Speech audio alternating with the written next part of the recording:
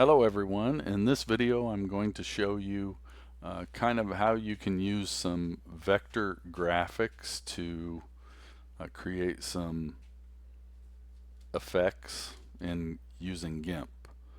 And you'll see that I have GIMP open here, and what I'm going to do is I'm going to drag in an image that I have that we're going to use just to demonstrate some of these interesting things you can do with vector objects inside of GIMP. Now, GIMP won't make vector objects, but you can use vectors inside of GIMP to get nice, crisp lines, and that's what I'm going to show you how to do here.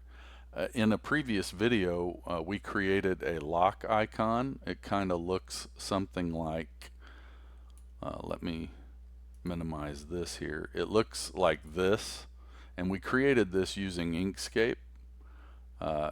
If I was to open this, you won't really be able to see it because it's black and Windows shows it on a dark background, but this is a really large PNG of the lock that we created. I just created it as a PNG so you could see the icon on my desktop, but what we're actually going to bring in is the SVG file, and it looks exactly like the one I just showed you, but you can't see it in icon view.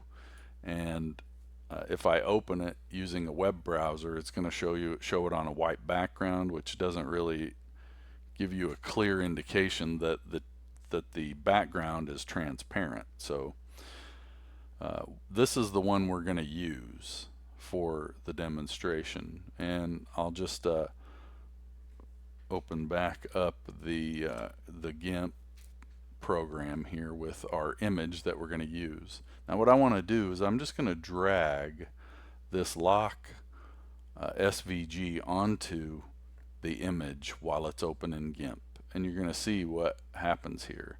GIMP opens up this dialog box that says, hey, I'm going to load this SVG image at this width and at this height with this resolution, 300 DPI resolution, which is print quality.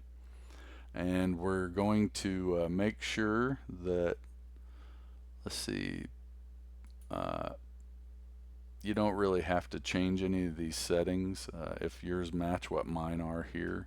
Just go ahead and open it, and it's going to place it right in the center of that image. Now that it puts it on its own layer, and you can see that the background is transparent, which is nice because that doesn't interfere with any of the other parts of the image. So what I want to do first off is I'm going to make this just a little smaller. I don't want it to fill up the entire vertical area of the image. So I'm going to right click on this lock layer, and I'm going to scale it down. I'm going to make the height, let's say, let's make the height 1050 just to give it a little bit of space on the top and the bottom. Alright, so we have our vector object on top of our image, and there's a couple of things that you could do here.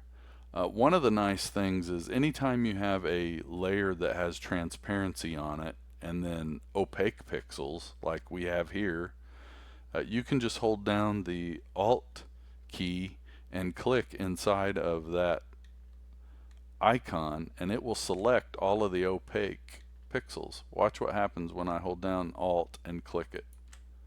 We get a selection of all those pixels. Now if I turn this layer off, I still have that selection. So I can do all kinds of interesting things with this. I could load a color into this selection just by clicking on a color swatch here, the foreground color swatch right up here in the upper left hand corner. If I click on the foreground color swatch, I get this color selector. It's a dialog box for changing the foreground color. However, there's a selector right here where you can sample a color out of the image, which a lot of times is a good way to get a color that harmonizes with the rest of the photo. So I'm just going to click this blue part here and sample that, and then I'm going to click OK, and you'll see my foreground color change to that blue. Now I can take this paint bucket and I can dump that color into the selection. Now let me demonstrate a couple of things here. When you're working with selections and you're trying to fill them, the first thing that you might run into is you might be clicking and nothing is happening. And if you notice my icon, it might be hard to see in the video, but you'll see it has the little circle with a slash through it, which means I can't do anything right there. And if you look down here at the bottom, right here where it has the name of the image, when I click to try to dump that paint inside of the selection, watch what this part of my GIMP interface does when I click that. See how it says the active layer is not visible? So what I'm trying to do is I have a selected layer here that's not visible, and I'm trying to dump paint onto it. Now, if I make this visible, I don't want to dump paint in here, although I could. It would just change the color of the part of the selection that I dumped it in, and then I could dump it in here. But that's not what I want to do. I want to keep that black layer with the lock on it, and I'm doing that by keeping it invisible so that I can't edit it. So what we want to do is we want to just come up here and select the image layer and then put a new layer on top of it by clicking the new layer icon down here. And you can name this whatever you want. I'm just going to leave it at its default. And now you'll see we have a layer that has empty pixels on it. But we have a selection that we can dump color into. And if you select that empty layer, we're going to dump this color into that selection. And you'll see that it fills in the entire selection with that color. So after you get your lock filled in, you can either Control-Shift-A, hold down Control-Shift and A, and it will deselect everything, or you can come up here to Select and click Select and then click None. You'll see here Shift-Control-A is the hotkey combination for deselecting everything. So we've got our layer on top of our image, and if you select that layer that has the lock on it, you'll see up here we've got these blend modes. You've got mode, and it's right now it's set to normal, but if we select that and choose a different one, you'll get all different kinds of options here. And you'll see that I chose dissolve as the mode, and as you change the opacity, it gives you more transparency on the pixels. But if we zoom in, you'll see that it's kind of grainy. It's just randomly dissolving some of the pixels, and it's doing, I guess, 58% of them are either transparent or they're opaque. I'm not sure which, but you get the idea. You can adjust the opacity and it creates a partial dissolved layer. So I'm going to leave that at 100. That's the dissolve blend mode. Color erase.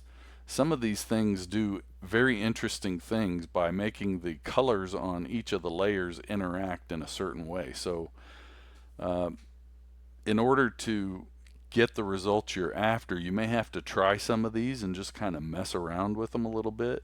But you'll see that when I chose color erase, it turned the blue lock layer into kind of an orangey transparent type version of those pixels. It kind of changed the pixels so that they look a little different.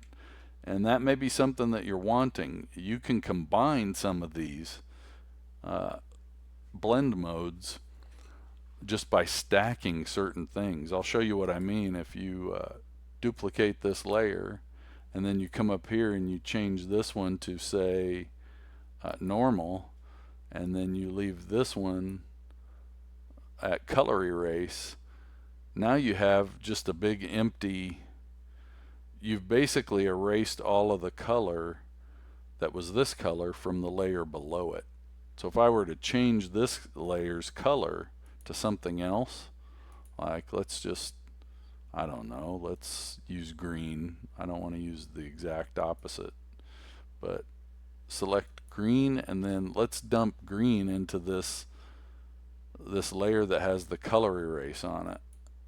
You see it changes it to a semi-transparent purple. And that's because of how these blend modes interact with the layers below them. So you'll have to, I guess what I'm demonstrating here is the idea is the color of the pixels interact with each other, but you can't always tell what you're going to get. So you're going to have to kind of play around with these blend modes to kind of see what they do.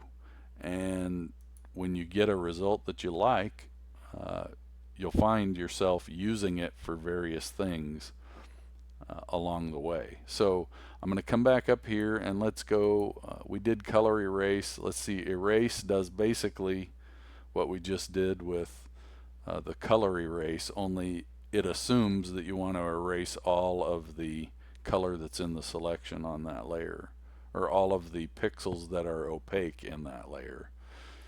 What about the next one, merge? Merge doesn't really do much in this case, although in some cases, depending on what you're working with, maybe you have a layer that's got partially transparent pixels on it, and then you're going to get some really interesting results. Let's just run through these. I'm going to leave that selected, and I'm just going to down arrow through some of these. Okay, so there's the split, and because we have all opaque pixels on the layer that we're using, you don't really see much difference from the color erase. Split would make the pixels interact depending on how transparent each pixel is. Lighten only, that's an interesting one in this scenario. It shows the opaque pixels only on the darker parts of the image, and the light parts of the image you can see the image through the pixels that are on top. Luma lighten only, it's a little bit different, but it works on the luminosity a little differently. Screen, that's interesting. You get basically a light version of the pixels over the top of the image. Dodge, it's kind of an enhanced version of the previous one. Screen, you see it's kind of a flat looking effect, where dodge is a little more, there's more contrast. Addition, it's similar to this one, only it's perhaps a little different. Darken only, this is the opposite of light only, but you get the idea. Luma darken only. Multiply is the opposite of screen, is how I like to think about it. Screen lightens everything, multiply darkens everything, but you can still see through the pixels that are on top. Burn, that's kind of an enhanced version of multiply. Everything's a little more exaggerated. Linear burn, again, some of these, and there's overlay. Some of these you'll have to just play with to get an idea of what you want, but you can just run through these: soft light, hard light, vivid light, pen light, linear light, hard mix, difference, exclusion, subtract, grain extract, grain merge, divide, HSV hue, HSV saturation. There's a ton of these things. And like I said, you can mix and match them. Well, mix and match. You can mix them together and get some interesting effects. However, where you really see some interesting things is if you have like a gradient on top of this, or if you, let's just put some text on top of this. I'm going to use white text because I think it's going to interact in a way that's interesting. Let's see here. I want a nice font that is thick, so I'm going to use Archivo Bold, and I'm just going to type some text on here. Let's just type the word security on there, and we're going to make it very large. And then I will put it right here over the lock. It doesn't have to be perfect. We're just demonstrating. Let me center that if I can, align it to the middle of the layer. I did that by right-clicking the Move tool and then selecting Align and Distribute, and when security is selected, you can just click this button here relative to the image and it will put it in the center. And if you wanted it in the center of vertical, you could do the same thing there, and why not, since we're here. I'm going to right-click this, change it back to Move, and now what we'll do is let's put one blend mode on this. Let's make this one, I want this to be multiply, because I want it to be dark. Let's see, where was multiply? There it is. Okay, so the lock is dark, but you can still see through it. So now let's take this security layer and just run through some of these and see what happens. And what you're going to see is it interacts with both the lock and the image below it. So it's interacting with everything below it. And because there's differences between the lock and the image, you'll see that the white text interacts differently with the multiplied layer. See this E right here? The white looks different on the part that has the multiply mode. It interacts one way with it, but differently on the image itself, which has no blend mode. So that's for overlay. Let's just run through some of these and see what we get. Grain merge is probably going to be interesting. Difference, there's an interesting, there's grain extract. Let's see what grain merge does. Grain merge is kind of interesting. You can still read the word, but you can see the image through the text and through the lock, except for where the colors are too close, and then you see just plain white. So that's grain merge. Let's see if there's any other interesting ones. That one's pretty interesting. HSV value. So you get the idea. I think grain merge is probably an interesting one. Now, something else you can do is you can just select, hold down Alt and select this icon, click it, and you'll select the text on this. Now if we create a new layer and then we expand or make this selection grow, let's grow this selection by 8 pixels is too much. I just want to do maybe something like 3 pixels. Make it grow a little bit. And there, now you can see we have this empty layer with a selection. So let's come up here, and I'm going to change these back to the defaults because I want black as my foreground color. And you know what? I think I want a dark blue color maybe. So let's select a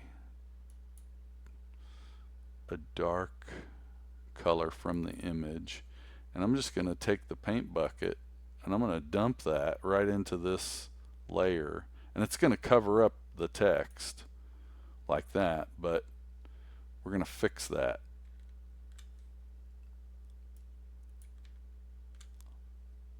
But just out of curiosity, let's do something interesting here. Let's try a blend mode and see what the blend modes look like on top of that white.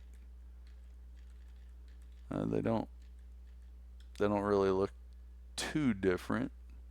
If you zoom in here, you might see a little bit of a light outline around the text, which is what we're going to do. I just wanted to see if the blend modes would be all that visible, but they're not. So what we're going to do is we're going to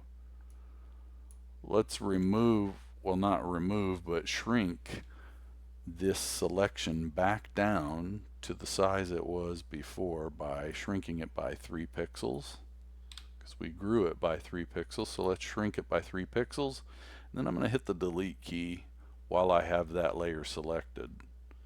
Delete, and then Control Shift A to deselect everything, and now you have a border, an outline around your text.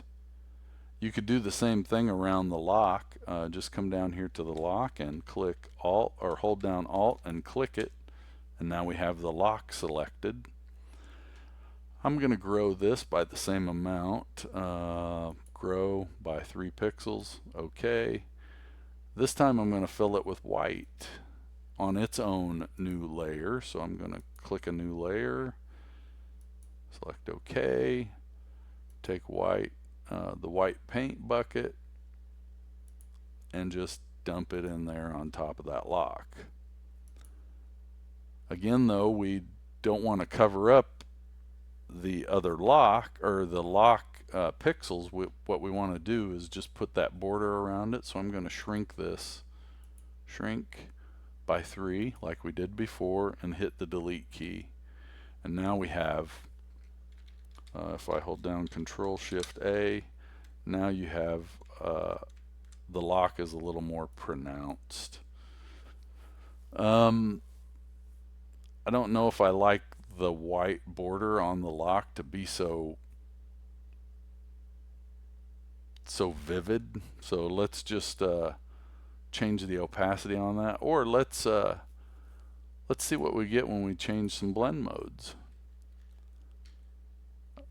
You can just run through some of these. This is what I mean by testing, just testing out the way things look. There's a muted version of so that's soft light, and that makes sense because the color that we're operating on is a light color, so it softens the light colors. So I think that edge kind of looks like the opposite of the edge on the word security, so that one may be the one we stick with. But let's see what else, what other ones we have. Hard light's too vivid. It doesn't really do what I wanted. That's interesting. Difference is interesting. It kind of removes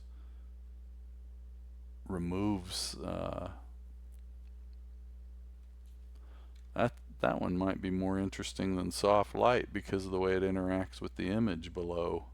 See right here, when it gets up here, you can see the image through it. You can imagine all of the interesting things you could do with these blend modes just by testing them out and working with them to kind of see how they interact with some of the other things in your composition at the time.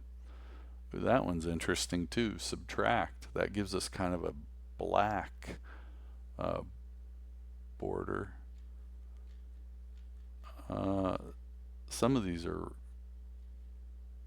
it's hard to see what they even do in this scenario, but if you had different images, different layers, you might find that different things were happening with these as you run through them.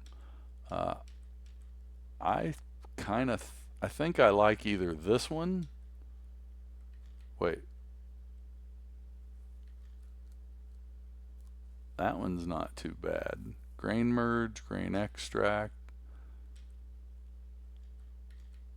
Difference is really interesting. Let's see, difference, grain merge. So I think what's gonna make my decision for me is if I just scroll in here, I want to see how this looks with grain merge.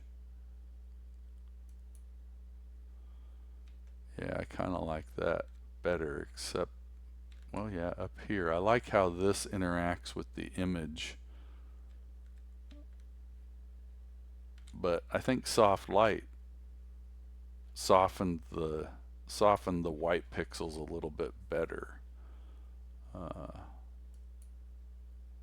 Yeah, that. However, the other thing that you could do is, like if I go back down to grain merge, if this is a little too harsh, you can always change the opacity like we did earlier with the dissolve, and it will soften the effect. See, if I just keep going down with this amount, see how it softens the edge? So I think I may, because I like the way grain merge interacts with the image, I think maybe right around half is where that's going to look the best, in my opinion. So you get the idea. The idea is just kind of work with these blend modes on top of images, and you can use vector shapes to kind of put some overlay color on top of the image, and then you can experiment with the blend modes, and you can even put text on top of it as well. You're making a composition, and you're making the by using the blend modes, you're making the layers interact with one another based on what color the pixels are on that particular layer compared with the other layers. So that's just a simple demonstration of some of the blend modes, how they look in a certain scenario, and how you can kind of test out different looks with them, and just brainstorm with images, shapes, and even text. But I think you'll find that once you understand or are able to get an intuitive idea of what a blend mode is going to do, you'll find yourself reaching for some of the same ones over and over again and just using them in your compositions to make interesting effects that look very, very complicated, but they're pretty easy to create just with some experimentation. So that's how you can use blend modes and vector objects inside of GIMP to get some interesting effects, and I hope that helps, and thanks for watching.